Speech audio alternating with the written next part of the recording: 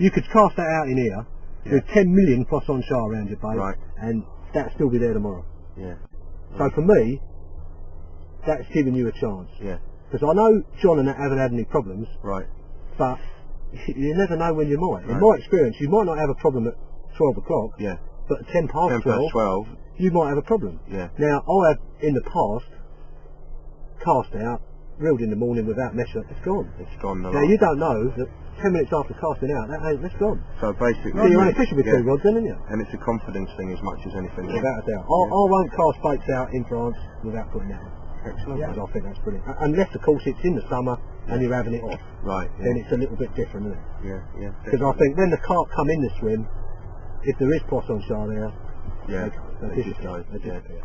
But apparently they don't do such a bad job for the lake though. So now we know how to protect our hook baits. We're going to show you one novel way of getting the hook baits out there in the first place.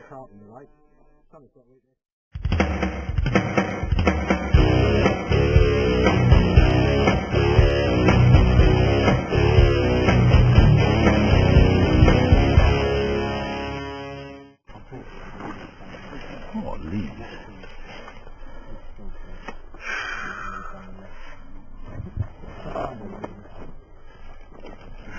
Right, she comes. Right, will you take a little line and see where we're going with all that? Okay. Malarkey. What's your finger back? Look at that beautiful orange on there. No, this is the one that's still out. The right hand rod should still be out. Can somebody move the landing net, please, chaps?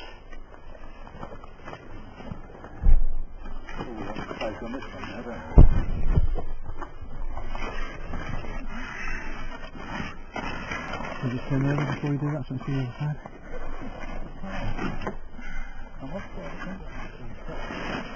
Very nice. Look how nice is that colour in there. Yeah. Oh yeah, go. Take that to Savoy Clive and you might get a result.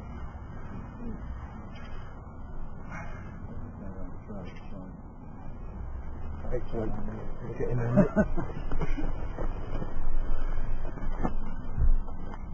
Okay. Very good.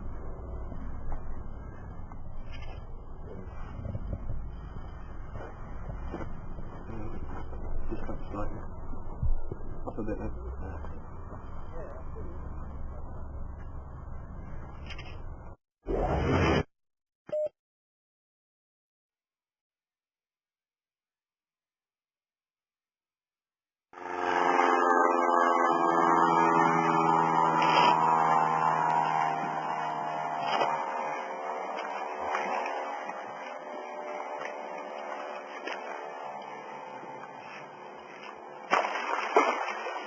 Okay, when you're ready. When you come out to France, there's obviously certain limitations with baits. I mean, in your opinion, is there any sort of do's and don'ts, what you should or shouldn't do? Yeah, most definitely. Rule number 1, John, bring plenty of it. Right. Plenty of bait. You can take it home, right, after the trip. You don't want to run out of bait. Rule 2, you want a bait that will stay fresh or usable for the duration of your trip. Right. So, off the shelf, shelf life boilies. Yep.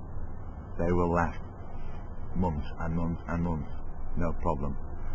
The other one is air dried bait, which is the rolled bait from base mixes, obviously left to air dry for weeks, as long as you want before you come out. Sure. All the moisture comes out of the bait. I've got some here, and they're like bullets, and it's impossible for them to go off. Some fisheries actually have freezers on site, and if you're sure that there is one of those, you could bring fresh bait. I'm much happier to bring shelf life and air dry, a combination of both. That way I just know my bait is going to last for the duration of the trip. Because what you don't want to do, obviously, is run out if they're having it big style, do you? Absolutely. You can take it home with you. Oh, well, obviously, if it's ready-made, you know, you can sling it in the air car and dries take it home. The air dries will last years. Some of the bait I'm using on this trip was here in August. I put it in a cardboard box, sealed it up, perfect. Right.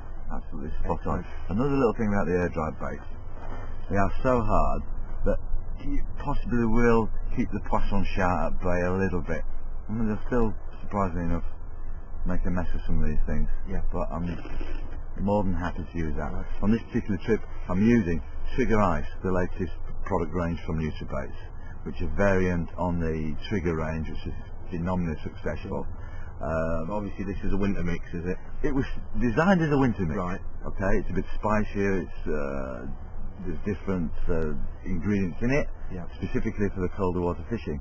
Now, it proves to be very, very successful warm water bait as well. Right. So, Excellent. a result there. So I'm happy to use that. I've got a variation of it in rolled form, air dried with me as well, and I've included some of these ingredients in it, which I know are surefire winners to go into a bait if you're making it yourself. And that's my experience from working for NutriBaits and the feedback I get from the shops. Right. These are proven winning products. So you obviously know from the word on the street that the bait's doing well. And I have total confidence in my bait. That's the do and don't. Number 3, must be confident in your bait. I don't want to have to think that the fish might or might not be eating the bait.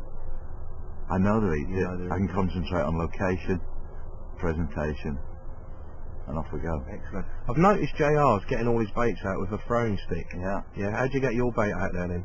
Well, other people spod the bait out, don't they? Right. Well, in this swim, my right-hand rod isn't too far out there. It's across to the bank to my right. You can see that. And I'm using straightforward catapult for that. I can reach that no problem. I love using a catapult. Fantastic. But for the ones that I'm putting quite away across the far margin, I'm using the Technics Microcat bait boat. Right. And that does it in one trip. It's silent. It gets a fair amount of bait out there in a lovely patch. And the fact that it's got an echo sounder on it is a bonus. I can log out the lake's contours and features. Should we have a look? Yeah, let's have a go. Let's have a go then, mate.